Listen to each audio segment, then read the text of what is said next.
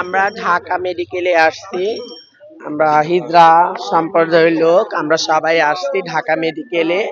যেহেতু আপনারা দেখেছেন সবাই, কালকে উত্তরা একটা ভয়াবহ দুর্ঘটনা হয়েছে। অনেক ছাত্র ছাত্রীরা অনেক নিহত হয়েছে, আহত হয়েছে। তার জন্য আমরা এসেছি। আমরা হিজড়া সম্প্রদায়ের লোক, বাংলাদেশের নাগরিক। এর জন্য আমরা এসেছি ছাত্রদের, ছাত্রীদের আমরা রক্ত দিয়ে বাঁচাতে চাই। এই হলো আমাদের কথা। এটাই, আমরাও মানুষ হিসাবে আমরা জনগণের সাথে থাকতে চাই। আমরা এখন পর্যন্ত দেইনি, কিন্তু এখন আমরা আসছি, আমরা সবাই যাচ্ছি।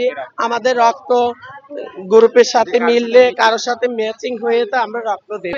না না, আমরা তো যাচ্ছি এখন, এই মাত্র ঢাকা মেডিকেল যাচ্ছি, যোগাযোগ করব। কেন আমরা মানুষ না, আমাদের রক্ত মিলবে না কেন?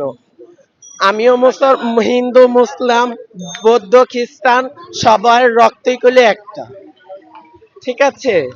আমরা যেহেতু মানুষ, আমাদের রক্ত কেন নিবে না? আমাদের রক্ত যদি ম্যাচিং হয়ে যায়, মিলে যায়, তাহলে আমরা অবশ্যই রক্ত দিব। তুমি আসো, এদিকে আসো, ওনার কাছে দেন।